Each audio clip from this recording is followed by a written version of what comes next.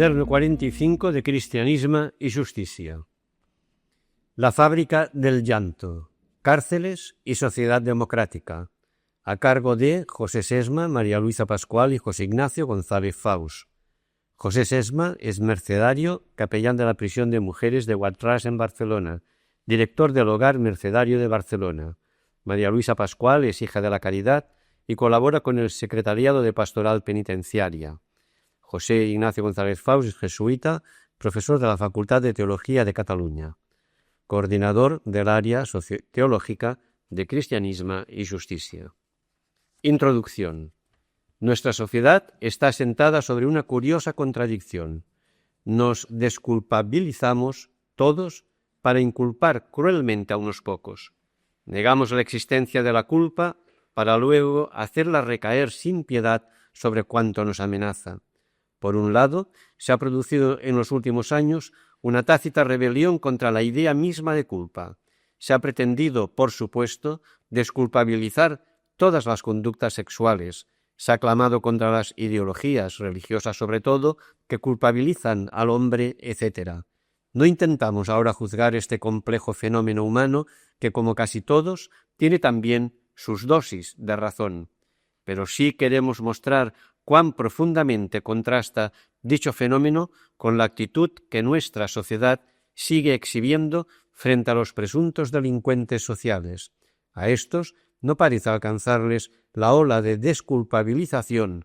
Se reclama contra ellos mano dura, se critica muchas veces a los jueces porque, según la expresión popular, abren una puerta de salida a aquellos a quienes la policía había conseguido meter por la puerta de entrada. Estos sí que son culpables, y la cárcel es su lugar merecido. Por eso deseamos que los quiten definitivamente de nuestra vista, y sobre todo de la vista de nuestras posesiones. Y nunca nos paramos a preguntar si las amenazas a nuestra seguridad provienen exclusivamente de la culpa ajena o también, y a veces principalmente, de la culpa y la injusticia nuestra. Quizá valen de nosotros aquellas viejas palabras: ¿por qué miras la brizna en el ojo de tu hermano y no adviertes la viga en tu propio ojo? Porque, curiosamente, todos esos a quienes no estaríamos dispuestos a aplicar ninguna eximente de culpa, todos esos sobre quienes seguimos descargando una doctrina de culpabilidad idéntica a la que rechazamos para nosotros, esos son muchas veces los que más eximentes poseen y los que más merecen ser llamados víctimas que verdaderos culpables. Es preciso, por tanto, que para esta reflexión tratemos antes que nada de conocerlos un poco. Primer apartado. Descripción. 1. Los presos. Durante 1991 había en España unos 35.000 reclusos en cárceles. Según confesión de un capellán de la prisión de Carabanchel, durante 23 años que he estado aquí, solo he visto pasar 4 ricos por la cárcel, y han salido rápido, porque pueden pagar la fianza, aunque sea de 30 millones de pesetas. Este dato nos acerca al colectivo que tratamos de conocer. 1.1. Formación humana y profesional. Se trata de un grupo social especialmente desasistido de recursos para hacer frente a las diferentes situaciones que les pueden venir planteadas. El 17% de la población reclusa es analfabeta absoluta y el 31% es analfabeta funcional. Entre el 80 y el 90% ha abandonado sus estudios entre los 13 y los 17 años. Solo el 2% ha seguido un proceso de educación normalizada, mientras que el 75% no tiene ninguna cualificación profesional. Si miramos las condiciones laborales que presentan a su ingreso en prisión, el dato más llamativo es que la inmensa mayoría se encontraban en paro o realizando trabajos eventuales o esporádicos. Por lo que respecta a Cataluña, un 32% de la población penitenciaria menor de 25 años no solo presenta un índice importante de baja cualificación laboral, sino que también carece de una profesión determinada y, como consecuencia de ello, de hábitos laborales. A esto se añade la hipocresía de una sociedad que atribuye responsabilidad penal ya a una edad, 16 años, a la que todavía no reconoce mayoría de edad. Entre los 16 y los 18 años solo se nos considera mayores de edad a la hora de delinquir, con lo que un muchacho de 16 años puede por un simple tirón ir a dar en la cárcel para acabar de corromperse. 1.2. Ambiente familiar. En su mayoría, los presos proceden de familias con procesos de desvinculación donde se aprecian carencias de afectividad. Por lo general, ha habido ausencia de figura materna o paterna, y la autoridad familiar no ha sido ejercida satisfactoriamente, provocando situaciones conflictivas. Son familias sin trabajo, con pocas aspiraciones, que luchan por la supervivencia diaria. Ocupan, cuando tienen la suerte de poder ocuparlas, viviendas reducidas, con escasez de servicios y de espacios personales, ubicadas en el casco antiguo de las ciudades o en los suburbios, donde hay una notable deficiencia y carencia de servicios de todo tipo. Esta falta de trato familiar se puede prolongar en el centro penitenciario si los reclusos tampoco se sienten tratados socialmente como personas, incluso aunque reciban muchos cuidados. 1.3. Tipología mínima. Los centros penitenciarios constituyen un conglomerado de personas obligadas a vivir juntas y revueltas, en el que se hallan entremezclados los delincuentes profesionales, que viven la prisión como mero accidente laboral, los accidentales, los ideológicos y los forzados. He aquí una breve definición de cada uno de ellos. Profesionales, quienes pudiendo ejercer otras actividades lucrativas han optado voluntariamente por la delictiva. Accidentales, por irreflexión o accidente, se han visto involucrados en hechos delictivos sancionados con prisión. Ideológicos, quienes actúan contra el orden constituido por razones subjetivas independientemente del trato o calificación que reciban desde la legislación vigente. Y forzados, personas que por circunstancias ajenas a su voluntad, familiares, sociales, culturales, han tenido que sobrevivir viviendo al margen de la ley. Estos delincuentes forzados componen el grupo más amplio, aproximadamente las 2/3 partes de la población reclusa, y el que más merece nuestra atención porque es el colectivo más falto de esperanza, nacidos para perder, los abandonados de Dios, o quizá simplemente los continuadores de los antiguos esclavos de la sociedad. Diríamos de ellos que son personas nacidas de padres que fueron presos y que continúan así la saga familiar. Personas que, como los hijos de los esclavos de antaño, no han visto en sus vidas más posibilidades de desarrollo que las vividas por sus padres. Personas que para sobrevivir dependen del trabajo marginal y delictivo, que realizan sometidos a sus patronos hasta la posibilidad de arriesgar sus vidas como expresión de su máxima dependencia contra la propia voluntad. Estos, entre comillas, patronos, son los verdaderos delincuentes que nunca caen bajo el peso de la ley y que realizan sus grandes negocios inmorales en la mayor impunidad. Personas carentes de medios personales, familiares y sociales que les posibiliten salir de este círculo infernal y reintegrarse en la sociedad como seres libres y con la dignidad personal de todo ciudadano normal. Personas carentes de todo sentido de trascendencia o de la presencia de Dios en sus vidas, reducidas a meros seres animales para su mejor explotación en el ámbito delictivo por parte de sus invisibles patronos.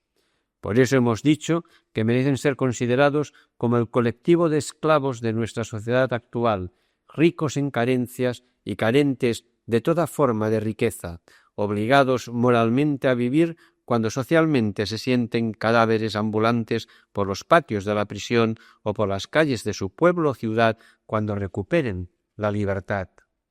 1.4. Agravantes de última hora. Quien vive inmerso en la situación descrita se ve obligado a realizar grandes esfuerzos para salir de ella, sin que encuentre la mayoría de las veces salidas satisfactorias. Su refugio entonces suele ser la droga. Y de hecho, el fenómeno de la drogadicción afecta hoy al 60% de las personas que se encuentran en las prisiones con una clara tendencia ascendente. Su consumo incapacita al sujeto para hacer frente a las tensiones y dificultades diarias y le conduce progresivamente hacia su autodestrucción. Relacionado con la drogadicción, no podemos olvidar uno de los problemas más alarmantes que sufre hoy este colectivo, el SIDA. Prácticamente el 40% de las personas que se encuentran en la cárcel son hoy portadoras del VIH o seropositivos, y la cifra sería mayor si tuviéramos en cuenta los que han sido enviados a sus casas en estado terminal y los que ya han fallecido. En este estado, a la marginación que constituye el centro penitenciario hay que añadir la enfermedad, el rechazo social y familiar y el miedo a la muerte a la que han de enfrentarse. En las paredes de una celda carcelaria apareció hace años escrita esta sencilla cuarteta: en este sitio maldito donde reina la tristeza, no se condena el delito, se condena la pobreza. Lo que hemos escrito hasta ahora parece confirmar los dos últimos versos del cuarteto. He aquí a los culpables de la comunidad según el tolerante juicio de nuestra sociedad democrática y progresista. Vamos ahora a asomarnos rápidamente a la contemplación del castigo que les imponemos y que ellos han descrito en los dos primeros versos citados. 2. Las prisiones. Las cárceles nacieron hace unos 200 años y para sustituir a otros castigos más crueles. En este sentido, son una institución típica de la modernidad, cuyos afanes de progreso pretendían encarnar. En concreto, castigar el delito sin destruir a su autor y aún más, que la verdadera penitencia fuera la regeneración del delincuente. Pero incluso en este contexto progresista, el centro penitenciario era visto como un mal por cuya eliminación había que seguir luchando como se lucha por erradicar la tuberculosis o el cáncer. Eso expresaban aquellas palabras de Jovellanos: cada escuela abierta cierra una cárcel. Y es a la luz de estas aspiraciones de la modernidad como debemos examinar el problema de las prisiones, mucho más que a la luz de las exigencias conservadoras de seguridad. 2.1. La cárcel como, entre comillas, institución. Persson definía el término institución como pautas normativas que definen los modos de acción o relación social que se consideran apropiadas, legítimas o esperadas. De acuerdo con esto, las instituciones están dirigidas a pautar o conformar conductas, pero también a establecer relaciones entre las personas. Y Goffman, en la introducción a su libro Internados, escribe que una institución total puede definirse como un lugar de trabajo donde un gran número de individuos en igual situación, aislados de la sociedad por un periodo apreciable de tiempo, comparten en su encierro una rutina diaria administrada formalmente. Como ejemplo notorio de este tipo de instituciones señala la cárcel. En este sentido, la prisión es un mundo, y lo que ahora nos interesa conocer más es cómo se desenvuelve la persona en ese mundo carcelario y cómo reacciona ante él. La persona se ve inmersa en este mundo, se le impone de golpe sin tiempo para adaptarse progresivamente. Además, ella percibe que se le impone, es decir, no tiene vía de escape, solo le cabe adaptarse y plantearse distintas formas de evasión, ya sean estas psicológicas o físicas. Ese mundo constituye una atmósfera cerrada que penetra todo el espacio físico del centro penitenciario con muy escasos lugares o territorios de evasión personal. El individuo no puede llegar a acotar su propio espacio, porque éste es también espacio de los demás, lo que lleva a una auténtica promiscuidad temporal y espacial. Tampoco puede elegir sus amistades o compañeros, ya que le vienen impuestos. Está privado de libertad e intimidad y sometido además a un sistema jerarquizado y muy autoritario, paralelo al que marca la propia institución establecido por los mismos presos. La reacción de la persona privada de libertad está en función de su propia subsistencia. Para sobrevivir, se ve abocado a cumplir con las normas impuestas por el llamado Código del Recluso, a la vez que asume las establecidas legalmente. Esto quiere decir que la persona privada de libertad, lejos de aprovechar su experiencia para reflexionar sobre el delito cometido y para hacer un replanteamiento de su vida de cara al futuro, lo que hace en realidad es interiorizar los valores de esa subcultura en la cual se halla inmerso. Hay que resaltar, y no sin admiración, el gran esfuerzo que realizan algunos para no entrar en la subcultura carcelaria.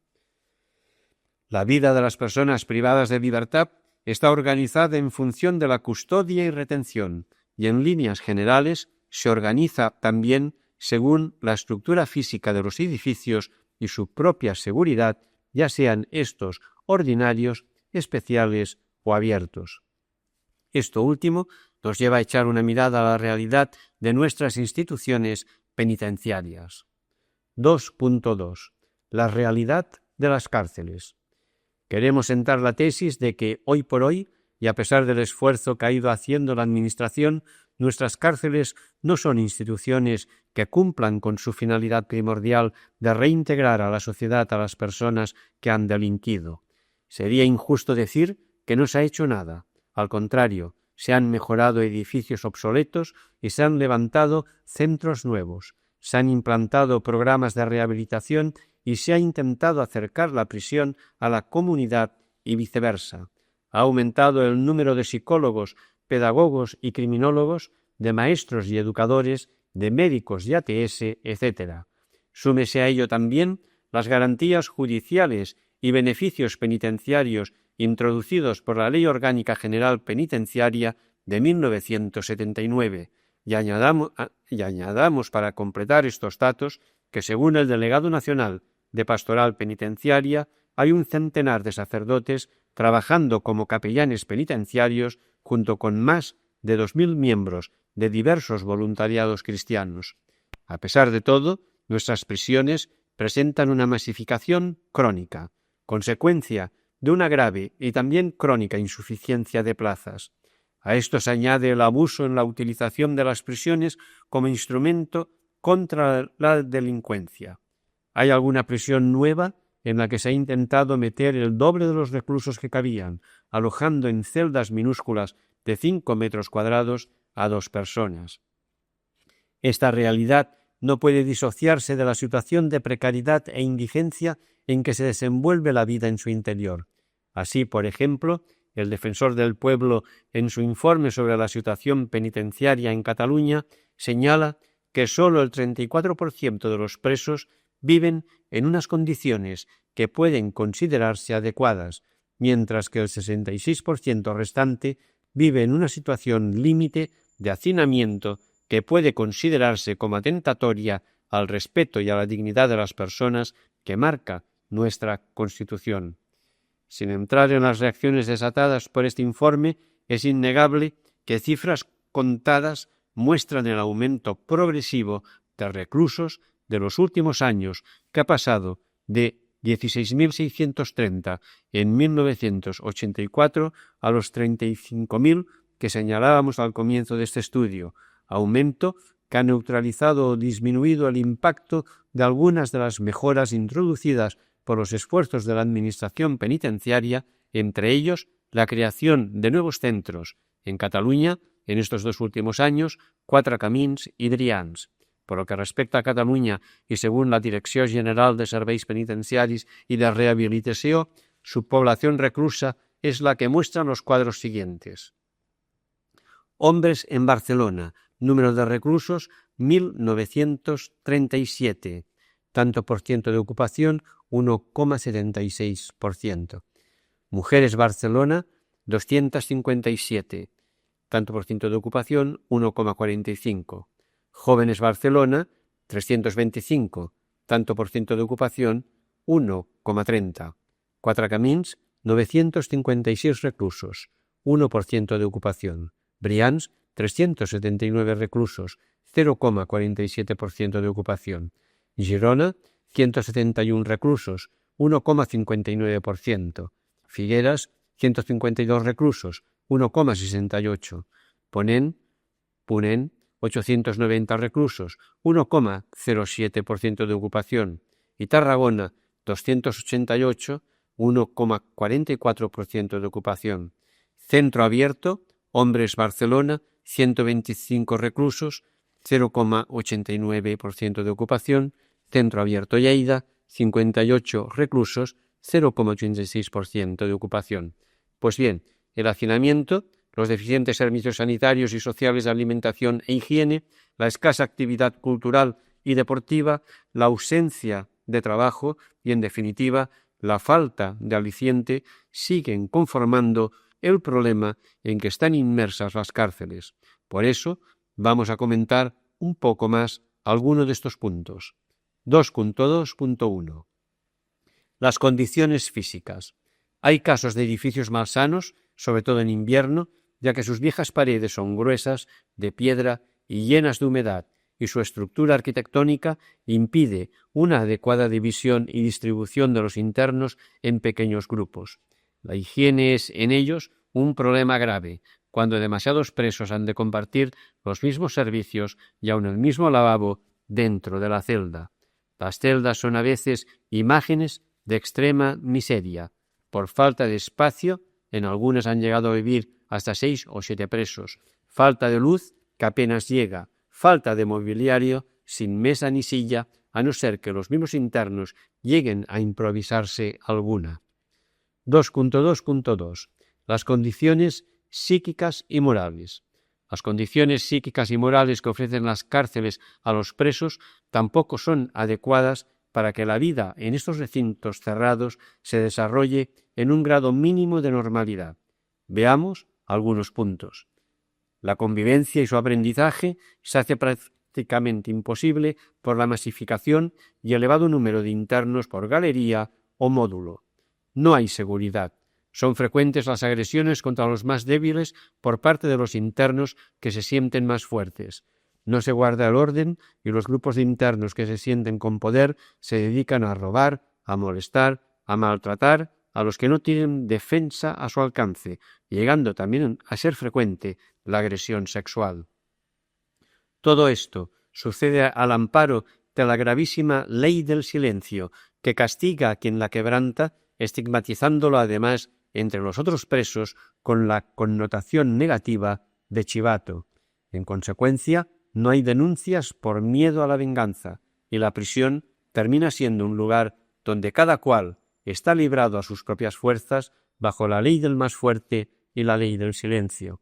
Esta situación inhumana favorece el que los internos que se sienten solos y débiles recurran a comprar su seguridad personal mediante la prestación sexual, la económica e incluso el paquete que reciben de su familia.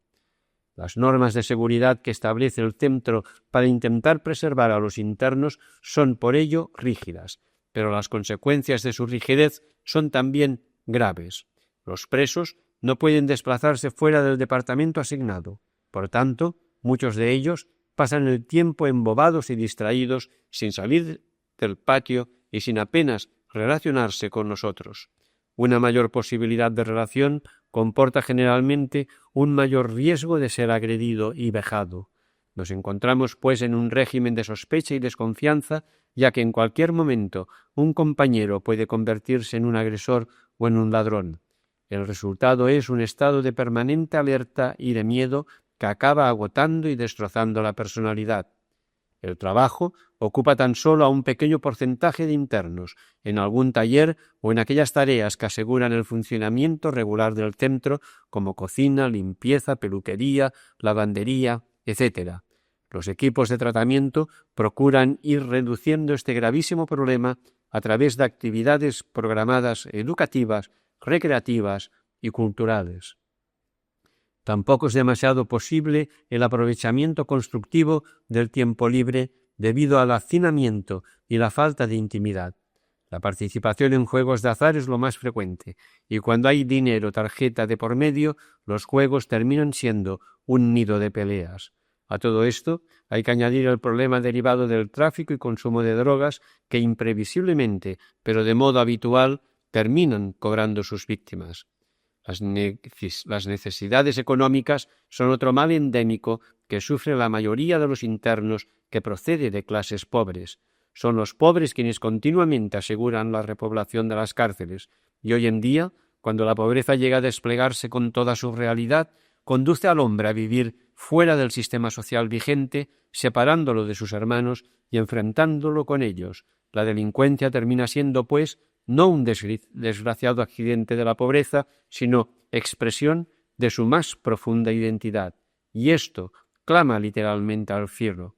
Finalmente, la falta de intimidad es otro problema grave que los presos viven día a día. Curiosamente, a pesar de la rigidez de las normas que intentan poner trabas a la libre circulación en el centro, hay una notable masificación. A los internos es posible verlos juntos, reunidos, pero su realidad personal es la soledad. No son frecuentes los casos en que brote entre ellos la amistad o la solidaridad.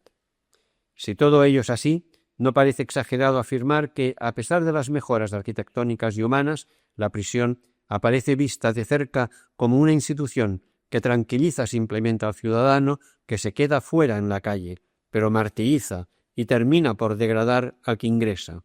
En estas condiciones ni se cumplen ni se pueden cumplir los derechos humanos, pero estas conclusiones que parecen brotar de los datos anteriores reclaman ahora de nosotros una reflexión un poco más detenida. Segundo apartado, reflexión humana. Tras los datos anteriores, se hace preciso examinar no sólo cómo son, sino qué efectos producen los centros penitenciarios en los internos, tanto durante su estancia en ellos como después, si les llega la hora de salida. Este examen aportará datos decisivos para un juicio global sobre nuestra realidad penitenciaria. 1. Efectos de la vida en la cárcel. La vida en la cárcel conlleva penalidades sobreañadidas a la privación de libertad pretendida por la ley. La prisión produce consecuencias negativas, a veces traumáticas, sobre la vida personal, familiar y social de la persona que la sufre, y estas consecuencias negativas, en lugar de regenerar al delincuente, contribuyen a reafirmarlo y a hacerle progresar en el delito. 1.1. Nivel personal. A pesar de las renovaciones del sistema penitenciario y de la excelente voluntad y capacitación de muchos de los que trabajan en él, la personalidad del interno resulta fuertemente deteriorada al término del cumplimiento de la pena. La prisión origina una mutación del yo motivada por la separación del desempeño de los roles sociales e impide el normal desarrollo de la vida afectiva de la persona. El interno es el principal protagonista de todo, ya que a su alrededor giran las instituciones: seguridad, justicia, abogacía, familia, etc. Pero es un protagonista pasivo, al que traen aquí, llevan allá, le dejan en un sitio y le hacen esperar en otro, siempre con un silencio impenetrable. Cada interno tiene su propia historia, de la que él es agente, y su prehistoria, que hereda de la familia y ambiente social en que ha vivido. Ambas le diferencian y le distancian al mismo tiempo de los demás internos que deben ser sus compañeros. Toda esta intimidad personal queda violada al provocarse contactos interpersonales forzados, con lo que se crea dificultad para el contacto social y se propicia una considerable pérdida del sentido de la realidad. Si la libertad es un don sagrado del Creador y una conquista importante de la sociedad, don y conquista que deben ser educados y liberados, pero no suprimidos, la convivencia con personas traumáticamente privadas de ese don tiene que resultar ella misma traumática, aun prescindiendo ahora de lo que supone el hecho de convivir solo con personas del mismo sexo. Poco a poco se va apreciando en el sujeto un cambio regresivo en el modo de vida que más tarde le incapacitará para adaptarse a la vida en libertad. Desde su ingreso, el interno se viene a sentir como un reloj parado, y la estructura misma del centro, que atiende sobre todo a la retención y custodia de los que le han sido encomendados, no está precisamente en función de fomentar la creatividad del interno ni la solidaridad de los internos entre sí. El interno, pues, vive inseguro, pendiente de decisiones que otros tomarán respecto a su persona, sueña permanentemente y sueña para defender su personalidad que siente amenazada y la atrofia de sus cualidades físicas y psíquicas que contribuye al deterioro progresivo de la persona. Todo esto va generando y acumulando agresividad, dureza de sentimientos y sensación de abandono. Finalmente, el vivir en sus propias carnes la tensión de verse castigado y rechazado por su sociedad y por los suyos hace que muchos pierdan o acaben de perder un gran valor humano, la confianza en las personas y en las instituciones sociales. Muchos internos padecen crisis en su sistema de valores sociales, morales, políticos, religiosos, familiares, etc. Y otros muchos sufren también una traumática confrontación entre el sistema de valores humanos y el de la sociedad que los castiga. 1.2. Nivel familiar. La vida familiar es otro gran protagonista en el drama de muchos internos, un protagonista que en el caso de que existiera queda también debilitado. Al interno le agobia la preocupación familiar, le preocupa la confianza o desconfianza de los suyos en él, le tortura la posible separación del ser querido, las posibles rupturas familiares, divorcio, infidelidad, soledad y enormemente la privación del afecto de los hijos. A su vez, la familia se siente marcada socialmente en forma negativa. Ella es la que más dolorosamente sufre las consecuencias de la privación de libertad del padre o de la madre. El equilibrio familiar, a veces ya muy precario, se rompe y se dificulta la existencia de un medio que permita una formación equilibrada de la personalidad de los hijos. Evidentemente, no queremos sugerir con esto que las familias de los presos fueran ya antes de la cárcel unos medios idílicos. Solo estamos afirmando que en muchos casos el remedio, lejos de curar la enfermedad, la consagra o la empeora. Por otro lado, el deseo de liberar al padre, a la madre o a los hijos agota la economía familiar, la cual era ya muy débil por limitación forzada de ingresos tras el internamiento de alguno de los progenitores. De esta forma, se logra privar a la familia de unos medios económicos, dejándola aún más marginada de la mesa de la cultura por falta o carencia de una economía suficiente. Y hoy en día, quedar fuera de la mesa de la cultura es quedar en la puerta de la miseria o en la miseria misma. Miseria que, si no llega hoy a la familia, llegará mañana, generando ese círculo infernal de la marginación, incultura, pobreza, marginación y a veces delincuencia. Todo ello puede acabar en una progresiva degeneración de los hijos, supuesto que nadie puede impedir a nadie el derecho de procrear. De este modo, la familia resulta muchas veces gravemente penada por la sociedad y por su sistema de privación de libertad. 1.3. Nivel social. Desde que el individuo ingresa en prisión, es rechazado por la sociedad, lo que produce efectos negativos de cara a su reinserción ulterior. El ambiente ante cualquier excarcelado, aunque sea meramente preventivo, presuntamente inocente, siempre es radicalmente negativo y desconfiado.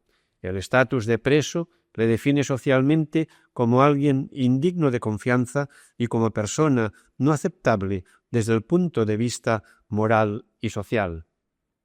Tan solo quienes en el pasado sufrieron prisión por razones políticas se presentan socialmente como héroes y se sienten condecorados por su historial penitenciario. Los demás procuran guardar celosamente oculta su vida penitenciaria, sintiéndose permanentemente oprimidos por el peso social de los antecedentes penales. Parece, pues, que la abolición de la pena de muerte física se convierte en una pena de muerte social, que con frecuencia afecta no solo al delincuente, sino a sus allegados, y en cuya abolición conviene soñar también para que algún día pueda ser realidad. Esa pena de muerte social es a veces tan real que a pesar del amor humano a la libertad hay presos con miedo a salir, como si otra prisión, aún peor, comenzara cuando salen y son rechazados por todos. Se ha de procurar que la sociedad sea más solidaria y comprenda al preso o penado, aceptando que ella también tiene parte en la génesis de la criminalidad e integrando en su seno al liberto como un ciudadano más, sin etiqueta alguna, y aportándole las ayudas necesarias para su progresiva reintegración ciudadana, unas veces liberándole de circunstancias familiares esclavizantes y otras despertándole expectativas de superación personal, profesional y social. Y es innegable que algo está cambiando en este punto. En los mismos centros penitenciarios, los internos pueden ir expresando su voz a través de sus publicaciones y también a través de los numerosos voluntarios que comparten con los presos su tiempo, escuchándoles y fortaleciéndoles en la esperanza. Es muy importante que la sociedad comience a escuchar a los que no podían dejarse oír y que no haga callar a nadie. Es importante que esta sensibilización de la sociedad vaya creciendo y que los medios de comunicación no se muestren preocupados por hablar exclusivamente de la seguridad ciudadana, que nadie niega que sea una necesidad social, sino también de la promoción de la personalidad de todo aquel que sea víctima de la incultura, la miseria o la marginación. Es importante comprender que los puntos de apoyo, a veces muy valiosos, que ya se han conseguido, siguen siendo aún mínimos para las exigencias reales. Algunas conclusiones parecen brotar de esta reflexión. A. La Ley Orgánica General Penitenciaria determina en su artículo 1 que en el fin primordial de las instituciones penitenciarias tiene prioridad la reeducación y reinserción social de los sentenciados a penas y medidas penales privativas de libertad frente a la retención y custodia de detenidos, presos y penados. Hemos de reconocer, no obstante, que en la realidad priva más hasta el presente la retención y custodia que la reeducación y reinserción social. La prisión, en sus formas actuales, es el centro de reinserción que menos puede reinsertar. Las cárceles, tal como están actualmente, no cumplen el objetivo primordial que la ley les atribuye. Lo afirmamos con independencia de que esto sea así, porque siempre los centros penitenciarios tendrán estos defectos y, por tanto, la única solución es abolirlas, como piensan algunos, o porque han de ser mejoradas y humanizadas, como piensan o intentan muchos otros. B. Si el centro penitenciario no previene ni extirpa la delincuencia, sino que más bien acaba arrojando a ella, debemos preguntarnos qué interés razonable puede tener para la sociedad el recluir al delincuente en prisión y sentirse temporalmente protegida si después se le devuelve deteriorado y convertido con demasiada frecuencia en un maestro de la delincuencia. Las instituciones penitenciarias no pueden reducirse a ser uno de esos analgésicos elementales que evitan las molestias del momento sin atacar las raíces del mal y quizás permitiéndole así crecer. Quizá la cárcel no sea un simple excusado de la sociedad que conviene tener educadamente oculto, sino más bien un espejo de ella. Y en este sentido no podemos sino reafirmar las palabras del documento episcopal titulado «Las comunidades cristianas en las prisiones», cuando afirma que la injusticia social es la primera delincuencia y causa de muchísima delincuencia. Pero si todos coincidimos en que los males no se combaten simplemente a gritos o con remedios de urgencia, sino atacando sus raíces, ello nos lleva a una segunda reflexión más radical. 2. Cuestionamiento de la cárcel. Según la opinión unánime de expertos, la pena privativa de libertad está hoy en crisis en el mundo entero. El fracaso de la prisión para su fin primario, que es el rehabilitador, se ha vuelto evidente. En la práctica, y salvo excepciones, solo cumple la finalidad de separar de la sociedad por un periodo de tiempo a ciertos individuos que por su conducta son considerados socialmente peligrosos.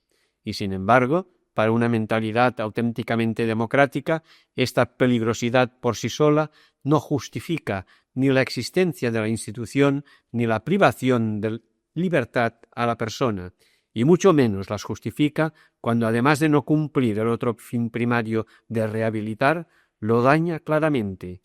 De hecho, la cárcel resulta ser, como hemos visto, una institución para marginados, marginada y marginadora. La estancia en ella no solo no rehabilita, sino que comporta el riesgo evidente y real de desocializar a la persona porque facilita y acentúa las tendencias antisociales. Estas consideraciones se agudizan si tenemos en cuenta, además, que solo ingresan en prisión el 10% de los sujetos de actos delictivos. Si la sociedad tolera al restante 90% de delincuentes, permitiendo de hecho que normalicen su vida más o menos integrados en la sociedad, ¿por qué niega esta misma posibilidad de oportunidad al otro 10% que vivirá bajo la prolongada amenaza mortal de los antecedentes penales? Esta valoración porcentual de la población recluida en centros penitenciarios se realiza teniendo en cuenta la cifra negra. Se denomina cifra negra la diferencia existente entre la criminalidad real y la criminalidad registrada. La cifra negra se fundamenta en el hecho de que no todo delito cometido es perseguido, no todo delito perseguido es registrado, no todo delito registrado es averiguado por la policía, no todo delito averiguado es denunciado. La denuncia no siempre termina en juicio oral, el juicio no siempre termina en condena. Por ello, es necesario ir buscando fórmulas alternativas que al mismo tiempo que garantizan la seguridad ciudadana, aseguren y permitan la rehabilitación del delincuente. Pero hasta que se encuentren esas fórmulas, total o parcialmente alternativas, el centro penitenciario debe ser mirado a lo sumo como un mal necesario, y mientras se buscan esas fórmulas han de aplicarse soluciones intermedias que compatibilicen la existencia de la cárcel con el menor daño posible al privado de libertad en su camino de reingreso a la sociedad, salidas programadas, permisos de fin de semana, régimen abierto, libertad condicional, etc. Los caminos que buscan esa transformación de la pena en una medida socialmente útil habrán de hacerse al andar, como todos los caminos humanos, pero han sido ya iniciados.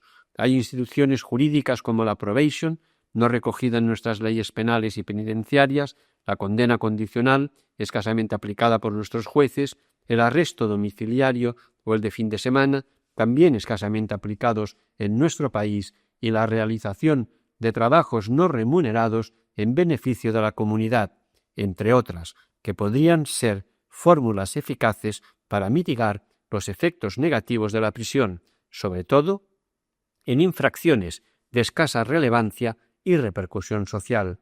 Desgraciadamente, parece que la reforma del Código Penal, actualmente en trámite, será otra oportunidad perdida para plantearse con valentía y amplitud el tema de las alternativas a la pena de privación de libertad.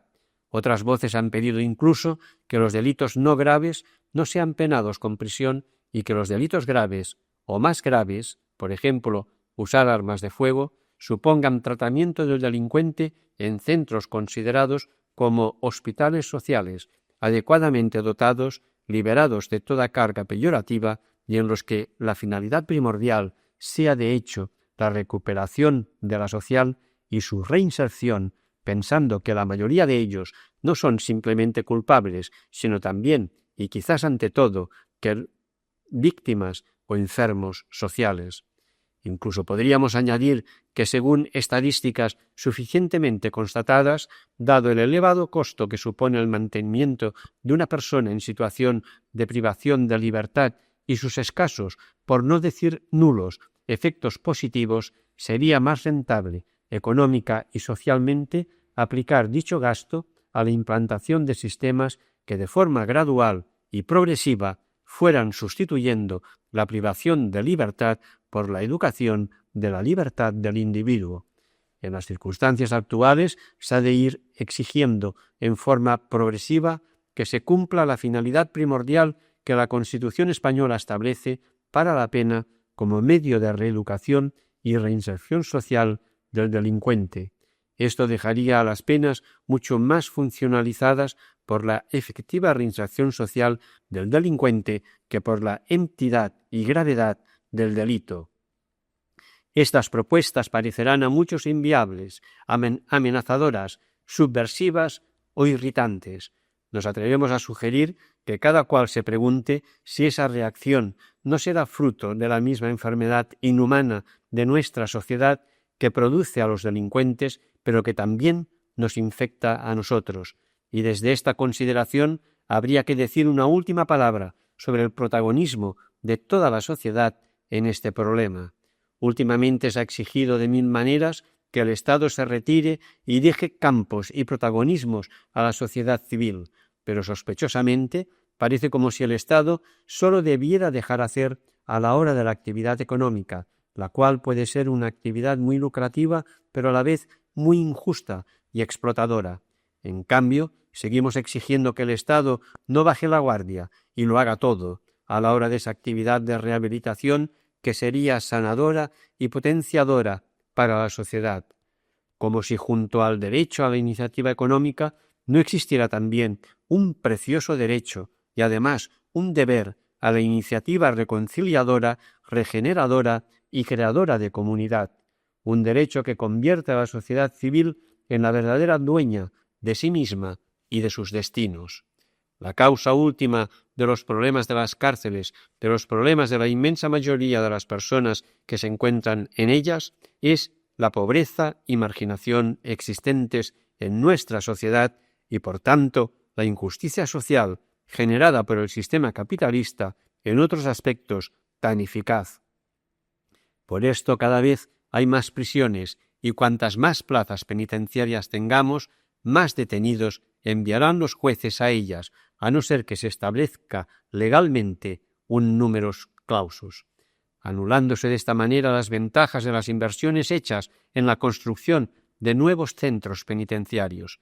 Y por lo mismo también, aunque las prisiones fueran fantásticas y modélicas, aunque la administración penitenciaria tuviera todos los recursos necesarios y los organizara a la perfección, aunque las prisiones tuvieran los mejores funcionarios, los mejores psicólogos y educadores, los mejores médicos, y aunque se creara un ambiente idóneo para la reinserción social, si cuando los delincuentes rehabilitados salieran a la calle se volvían a encontrar con los mismos problemas que les condujeron a delinquir, sin trabajo, sin vivienda digna, con familias desestructuradas, en barrios dominados por la droga, etc., ¿de qué habría servido su estancia en una cárcel oasis si tenían que volver al desierto de una sociedad sin entrañas?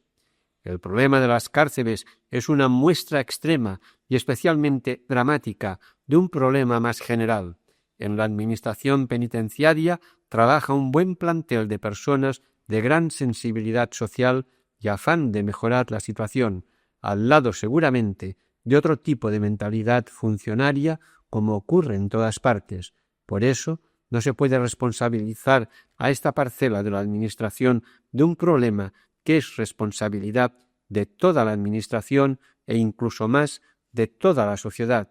O también, si entramos en el tema del 15 o 20% de reclusos extranjeros de otras administraciones y de otras sociedades. Y estas consideraciones nos obligan a añadir una reflexión sobre la Iglesia, que debería ser para la sociedad sacramento de la novedad evangélica, fermento y pequeño anuncio visible de ella, en lugar de ir simplemente a remolque y a regañadientes de los cambios sociales. Tercer apartado: cárceles y comunidad eclesial. Estuve en la cárcel y me vinisteis a ver. Dice el Señor: el ayuno que yo quiero es este, que abráis las prisiones injustas y hagáis saltar los cerrojos de los cepos. El Espíritu de Dios está sobre mí y me ha ungido para anunciar la libertad a los cautivos. Frases que podemos leer en la Biblia. El lenguaje bíblico-teológico sobre las cárceles resulta tan extraño hoy como hace 20 siglos. En él confluyen un elemento cristológico de presencia de Dios a través de Jesús. Cuando el Evangelio dice: «Me vinisteis a ver», no se refiere solo a los presos inocentes, sino a todos, y además un elemento neumatológico, la voluntad última de Dios que su Evangelio revela y a la que el Espíritu conduce, anuncia el final de las cárceles. En la historia de la Iglesia no han faltado intentos de escamotear la seriedad de las frases citadas como si la Biblia hablase sólo de la cárcel espiritual del pecado, entendido además de manera sólo individualista e intimista.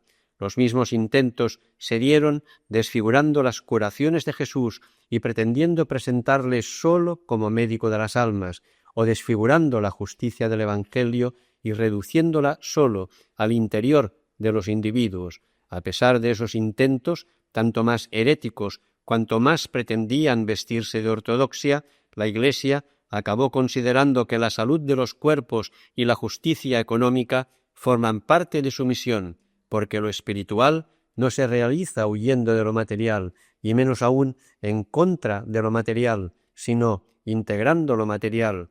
Lo mismo ocurre con el tema de la libertad evangélica en el campo que ahora nos ocupa.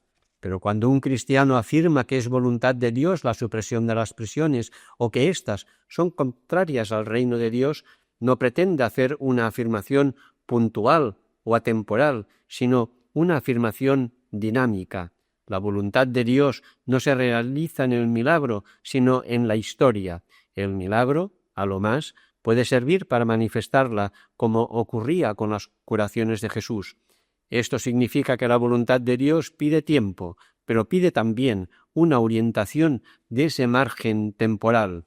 Estas breves observaciones son suficientes para enmarcar la reflexión con que queremos concluir este cuaderno.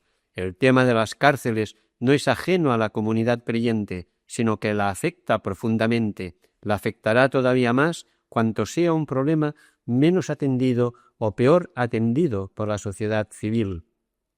Ya es conocido que en la Iglesia hay carismas particulares, como los mercedarios, vinculados a este problema, pero el hecho de que en la Iglesia exista un carisma particularizado no significa que algo de ese carisma no afecte a toda la comunidad eclesial, sino que implica exactamente esto, pues como enseña San Pablo, ningún carisma es para uso privado, sino para la construcción de la comunidad.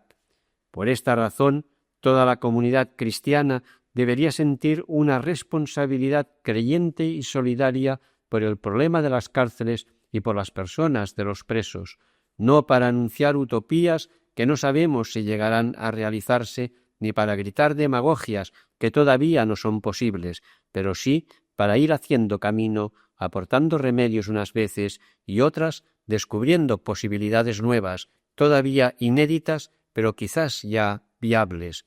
Esta responsabilidad de la comunidad creyente se extiende por una amplia gama de peldaños y de grados, comenzando por la información. A veces podrá ser obligatorio para un cristiano estar en una charla o ante un programa donde puedan conocerse estos problemas en lugar de estar ante un concurso televisivo alienante y aburrido, pasando al apoyo de quienes más específicamente trabajan en este campo y que no siempre encuentran en la sociedad la solidaridad y la comprensión que todos necesitamos, procurando además la conversión de sus criterios y sus modos de valorar para que se acerquen más al Evangelio y se aparten de lo que San Pablo llama la figura de este mundo, hasta llegar a acciones particulares que no serán posibles a todos, pero sí a muchos o a algunos, como la visita a las cárceles o alguna colaboración en ellas. Existen algunas parroquias cuyos miembros reciben algunos días en su casa a un preso que comienza a disfrutar de un régimen abierto y que carece de lugar o familia a los que acudir o carece de medios y tiempo para llegar hasta donde podría ir. Esta experiencia ha sido dura y nada fácil en sus comienzos, y siempre será bueno que quienes entran en los submundos de la marginación y la opresión procuren no idealizar nada, pero luego se ha revelado humanamente muy bienhechora en la gran mayoría de los casos. Esta rápida enumeración de ejemplos no agota todas las posibilidades abiertas a la comunidad cristiana.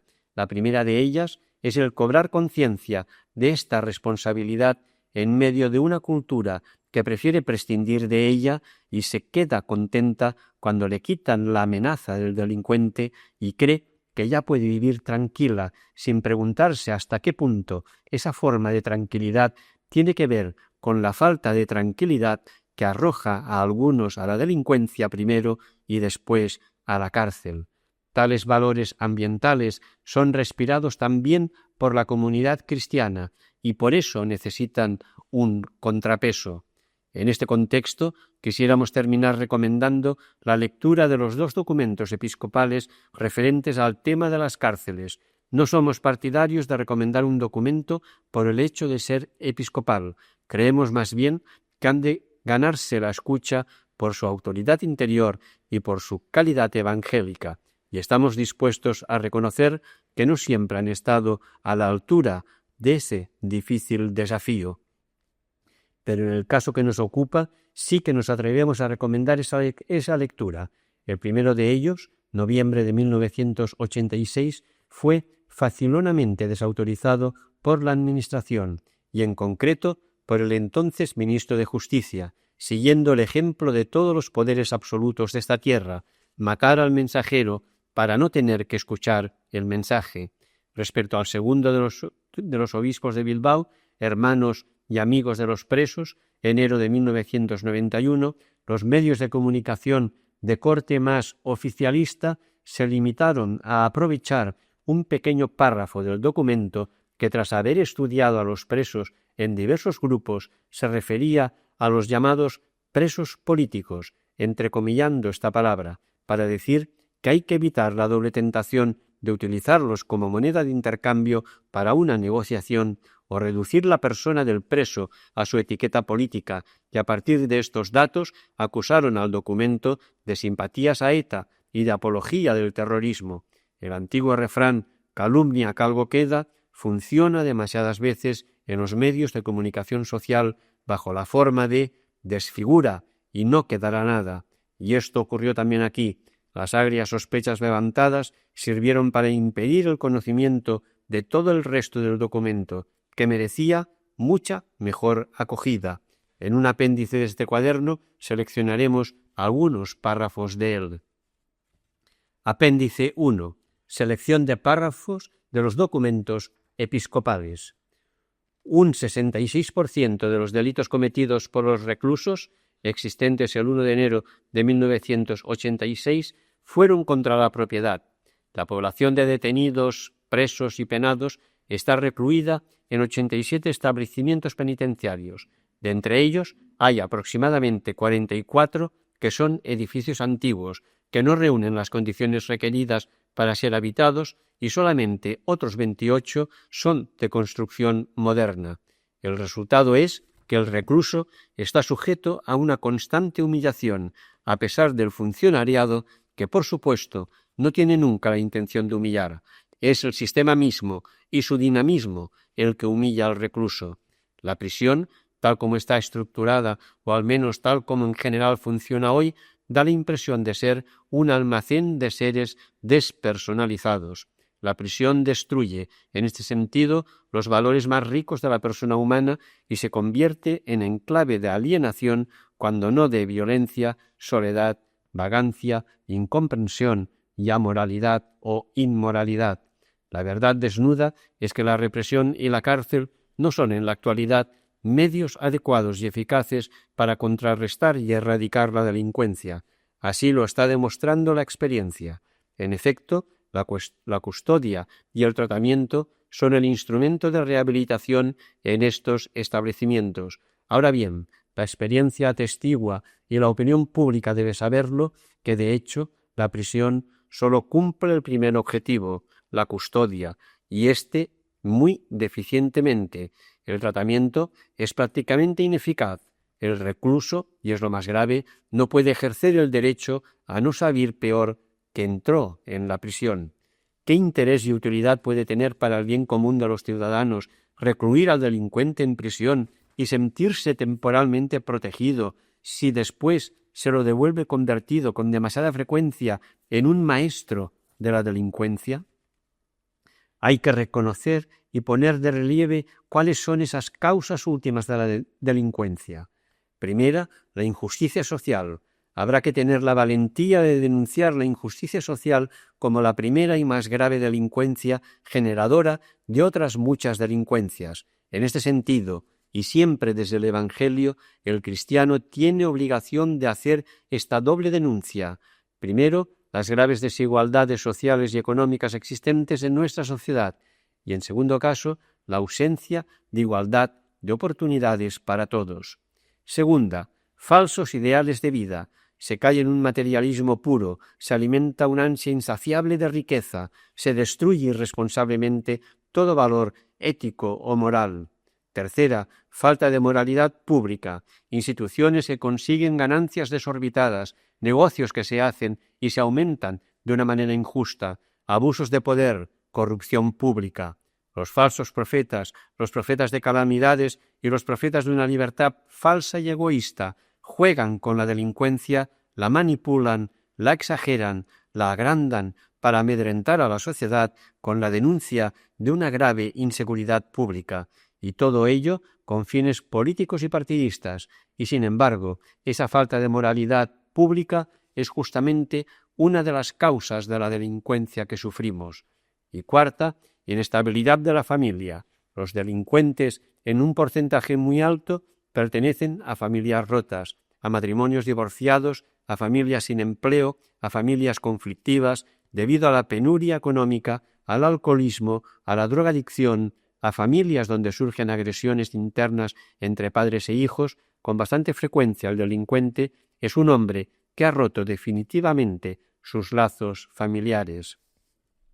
Tal vez sea una utopía pensar que en la nueva sociedad del año 2000 al que nos acercamos habrá desaparecido de los códigos penales de una Europa nueva y renovada la pena de prisión como pena principal y generalizada, pero no lo es tanto el que aspiremos a una situación en la que para los delitos considerados menores y medianos existan soluciones que no entrañen la pena de prisión tal como existe. No entendemos por qué los reclusos están todo el día sin hacer nada en la más lamentable inactividad, cuando el Estado tiene tantas cosas que hacer y cuando la ocupación y el trabajo son, sin duda, los medios más eficaces para la formación, el desarrollo y el perfeccionamiento de la persona humana, mientras que, por el contrario, el ocio y la vagancia son causa y origen de maquinaciones, de sufrimientos innecesarios y de actos delictivos. Creemos, en fin, que los medios de comunicación, tanto los de la Iglesia como los demás privados y los del Estado, deben colaborar en este orden de cosas e informar debidamente a la opinión pública sobre los verdaderos problemas de la delincuencia y de la prisión, con el fin de ayudar a la sociedad a adquirir un conocimiento objetivo de ellos y a formarse una conciencia recta con la que poder obrar en consecuencia. El creyente y la comunidad cristiana deben mirar a los reclusos como hermanos muy queridos y ejercer con ellos un apostolado de amor y de perdón, porque un hombre de fe sabe que la última y definitiva justicia para todos es el perdón. El hombre podrá ser un delincuente ante la ley, pero en el plano humano es un hombre como todos los demás, un hijo de Dios, una criatura sagrada, digna del mayor respeto. La Iglesia y sus instituciones, en colaboración con toda la sociedad, con todos los medios a su alcance, deben comprometerse en luchar por una sociedad más justa, donde todos los ciudadanos estén integrados en igualdad de oportunidades con los mismos derechos y deberes. Declaración de la Comisión Episcopal de Pastoral Social, 16 de noviembre de 1986. Su medio familiar es económicamente muy bajo y está con frecuencia muy deteriorado. El 80% de los presos proceden de sectores sociales de marginación y miseria. El 70% estima que su paso por la cárcel, lejos de apartarles de su camino anterior, les ha introducido en los circuitos de la conducta delictiva, en particular el deterioro psíquico, motivacional y moral que experimentan los jóvenes en la cárcel es, al decir de muchos expertos, notable y muchas veces decisivo. Es previsible de antemano que una concentración masiva de personas que comparten el perfil diseñado resulte difícilmente estimulante y rehabilitadora, pero además la misma situación penitenciaria se convierte para la mayoría de las personas en una dificultad añadida. En efecto, el desarraigo de sus familias y el temor angustiado de perder su afecto, el aislamiento de la sociedad, la privación de la libertad, el sentimiento de soledad, las condiciones irregulares para el ejercicio de su vida sexual y afectiva, el ambiente frecuentemente deprimido y selvático de las relaciones humanas dentro de la cárcel, la lentitud exasperante de la justicia, la tasa de ansiedad previa a la sentencia y la desesperación posterior puedan resultar en la práctica factores envilecedores. No tratamos en absoluto de negar la responsabilidad personal de muchos presos. Exculparles constituiría un triste servicio a la sociedad y a los mismos reclusos. No compartimos la tesis según la cual un delincuente es puro producto de circunstancias sociales adversas, pero sí abogamos por una distribución más equitativa de las responsabilidades. La sociedad a la que pertenecemos y en su debida proporción cada uno de los grupos sociales que la componemos es responsable en una medida nada desdeñable. El fracaso vital de esta porción de la sociedad que constituye la población penitenciaria es también un fracaso social y por tanto nuestro. Los presos son un síntoma social que delata el profundo desajuste de una comunidad humana que invierte en el control de la sociedad el doble del dinero público que dedica a la promoción social de los desfavorecidos. En efecto, los presupuestos generales del Estado para 1990 preveían en torno a un 12% para el mundo militar, policial, penal y penitenciario. Asignaban, en cambio, un 6,5% para prevención, asistencia y promoción social. Los recursos empleados en reprimir las conductas desviadas son notablemente superiores a los aplicados a prevenir, compensar y reeducar. ¿Es esta una política equitativa en la distribución de bienes de la comunidad? El preso es en cualquier condición persona humana. En consecuencia, se le debe siempre un respeto a su dignidad. Por razones muy graves pueden recortársele en la práctica a un hombre determinados derechos, incluso fundamentales, como el derecho a la libertad, a la convivencia con los suyos, al trabajo remunerado, etc.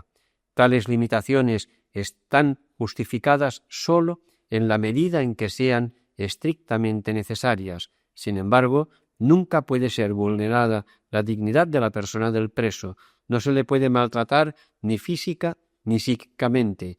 Por muy envilecido que se encuentre, es una persona humana. Los presos sociales o comunes, objeto preferente de nuestra atención en este escrito, condensan con mucha frecuencia sobre sí mismos tal cúmulo de pobrezas que bien pueden calificarse como pobres. Carta pastoral de los obispos de Bilbao, enero 1991. Apéndice segundo. Algunos testimonios o historias de presos. Historia de Pepe. Apareció por las oficinas de obra nercedaria de Barcelona a los 18 años. Vivía solo en la calle desde sus 12 años. Tiene padres y hermanos, pero hace 8 años que sus padres viven separados.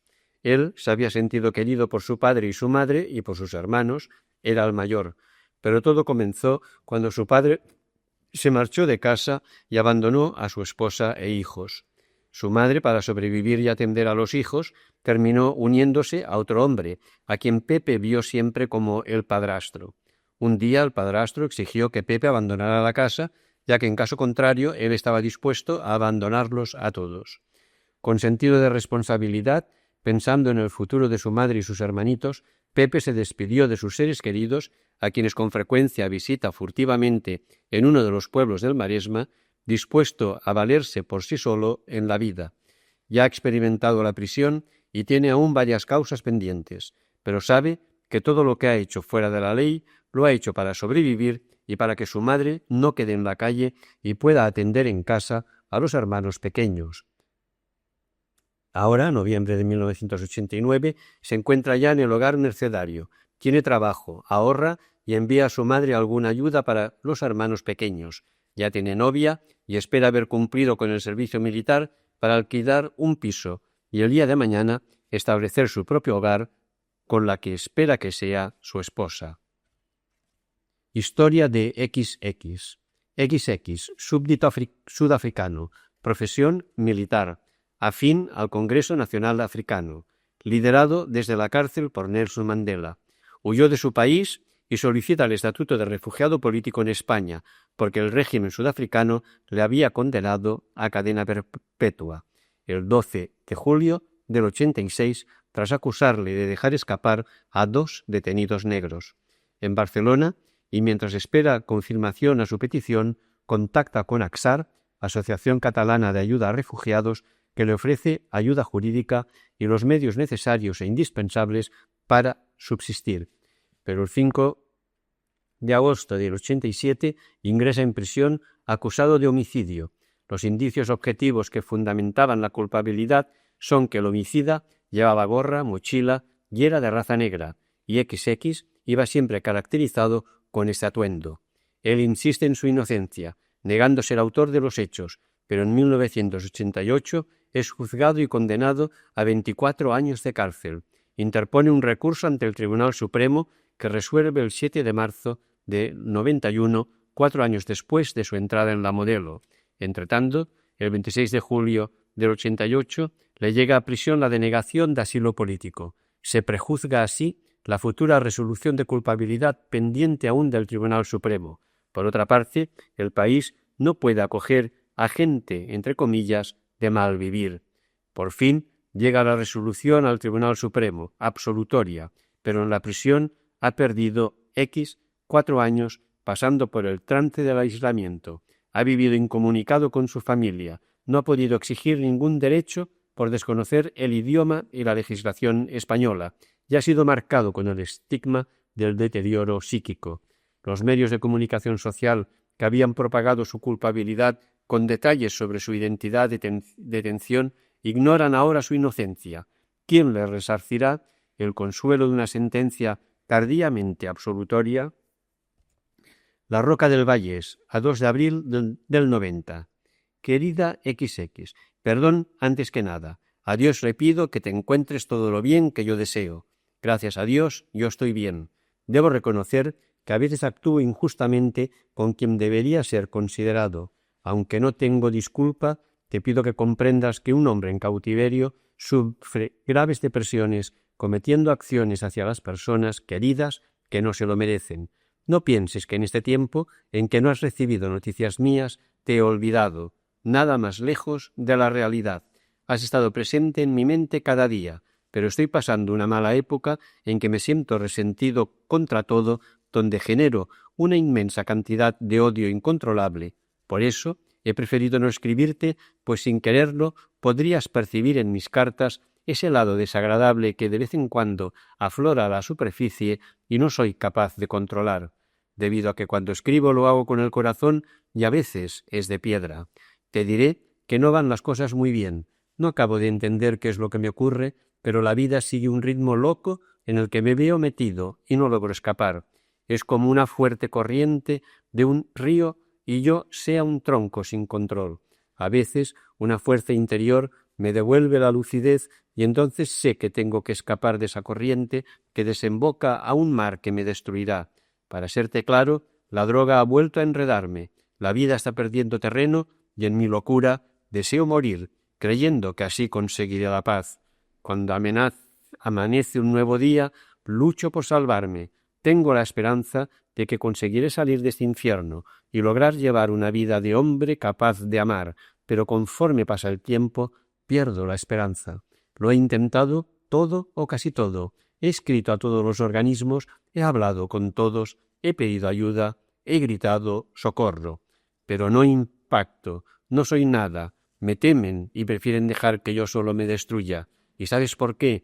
Porque ellos son culpables de nuestros sufrimientos al darnos la espalda, al no escuchar nuestras súplicas, sabiendo que con darnos cariño, amarnos, nos salvarían, pero al mismo tiempo se condenarían, porque tendrían que reconocer que ellos son los culpables de un delito más execrable que el nuestro. Pero se llaman respetables y honrados, mientras miles de jóvenes sufrimos y nos destruimos en las prisiones, apartados y olvidados. No sé cómo no se dan cuenta de que este sistema, a la larga, se volverá contra ellos, pues nosotros, Los jóvenes somos el pilar que apoyará su vejez. ¡Qué inmenso horror! Sufro por dentro por mis compañeros, por los que han muerto ya, por los que van a morir sin vivir porque no se les presta atención. Existe la cura y no son los fármacos del encierro, tan solo con amor se habrían salvado, pero la gente sigue ciega y sorda, y para acabar de rematar, el SIDA nos convierte en verdaderos leprosos. Si Dios no intercede por nosotros, haciendo comprender a los dirigentes que somos vitales, acabarán por embarcarnos en un gran barco que hundirán en alta mar. ¿Te das cuenta por qué no quería escribirte? Y no te mereces que te exponga con tanta dureza mis pensamientos y los sentimientos que tengo, pero soy incapaz ahora de escribirte una carta falseada, vacía de todo sentimiento. He perdido la fe en los hombres, pero aún no he dicho mi última palabra. Tengo dos opciones: luchar con la única arma que me queda, mi vida, para presionarlos, o abrir mi corazón a Jesús y perdonar todo el daño que me han hecho. Navego en un mar de confusión, agarrado a un madero que se llama XX. ¿Verdad que de esta carta no emana nada de alegría? Tú te mereces cartas más llenas de vida y no tan sombrías. Un abrazo fuerte. Cuatro Caminos, a 15 de abril de 1990. Querida y apreciada amiga mía, te escribo estas 4 letras para ponerte en conocimiento de los últimos acontecimientos de esta mi fútil vida. Pero antes que nada espero y deseo que te encuentres bien y que hayas disfrutado en estas fechas tan señaladas que conmemoran un hecho muy importante en la vida de los hombres. Para mí es la fecha del asesinato de Jesús, el acto más vil cometido por el hombre, y de vilezas el hombre entiende un rato.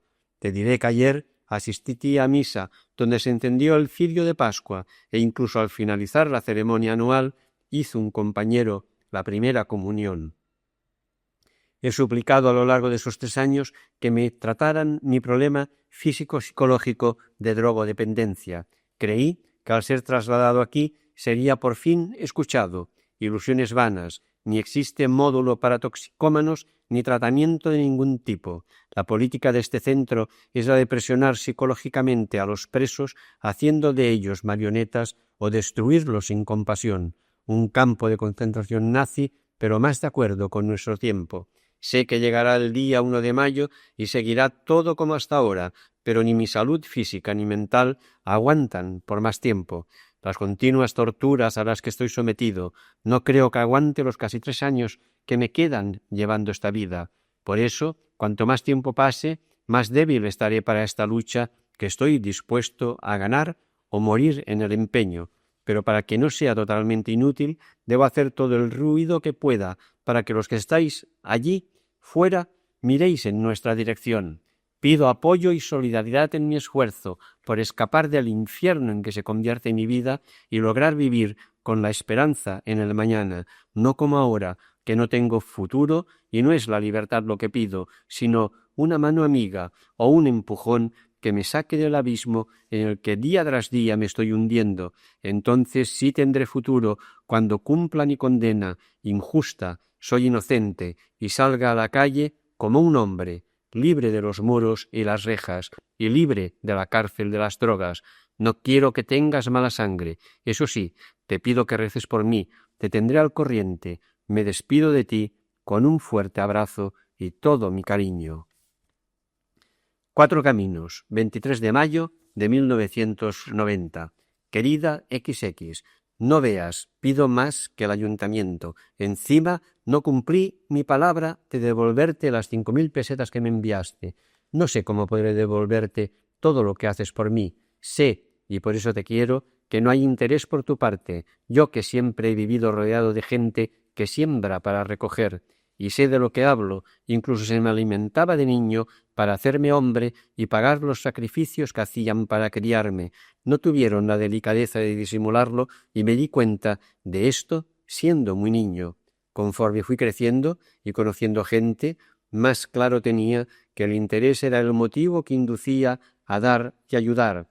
Así crecí sin amar a nadie, sin querer, y un día te conocí a ti. Al principio creí que éramos como todos, por eso te ofrecía a darme, pero yo me retraía por las experiencias que ya había vivido. conforme te fui conociendo, fue naciendo en mí la fe de que al menos una persona merecía el amor que todo hombre llevamos dentro y yo no había nunca entregado. Gracias por aliviarme, porque si es malo acumular odio, también es malo acumular amor y no tener a nadie a quien dirigirlo. Hoy por hoy eres mi madre, mi padre, mis hermanos, mi amiga. Puedo decir sin miedo a equivocarme que eres la única persona que me importa. Soy algo retraído y en persona a veces no soy capaz de exteriorizar lo que tengo en el corazón.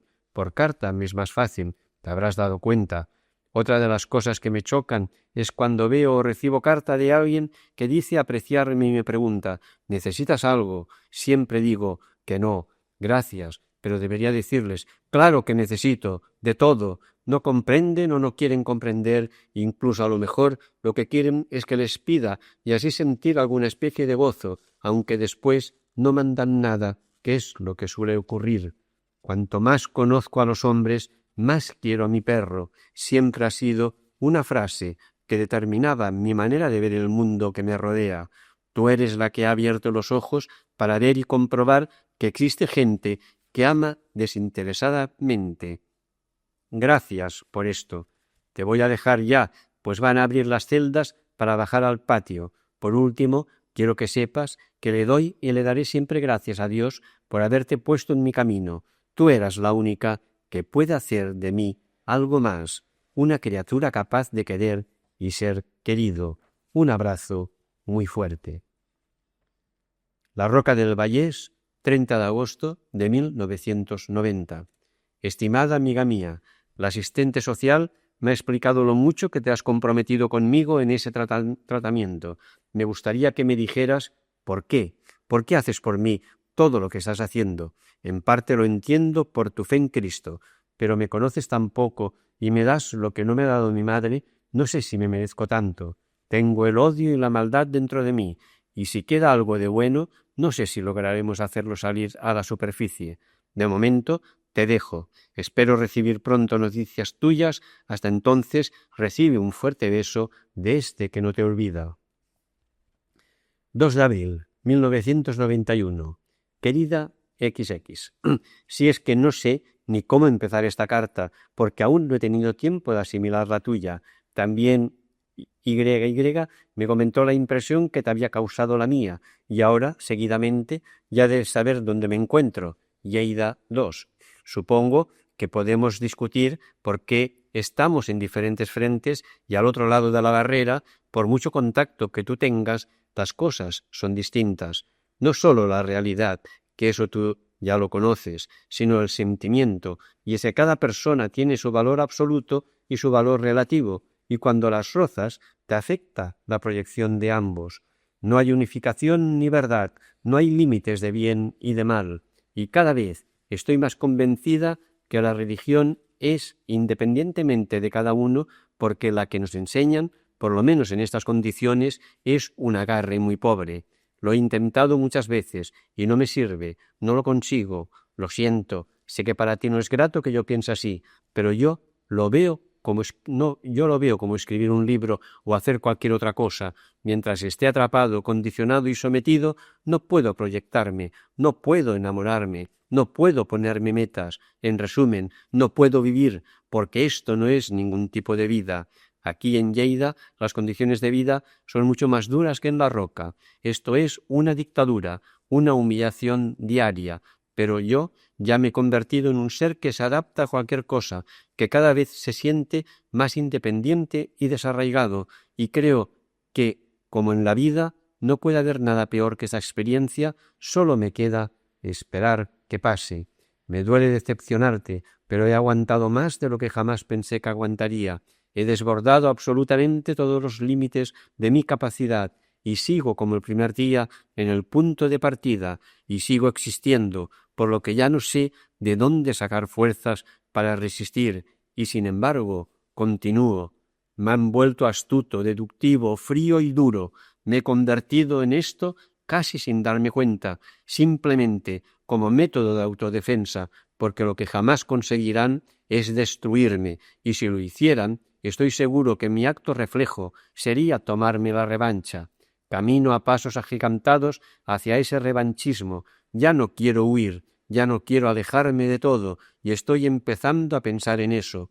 La semana pasada cumplí 30 años, me miré al espejo y vi que ya no queda nada en mí de aquel joven inconsciente que ingresó en una cárcel con 23 años, y suerte que aún puedo asomar alguna lágrima a mis ojos cuando escribo algo así, porque si no fuera de esta manera, creo que ya no sería nada.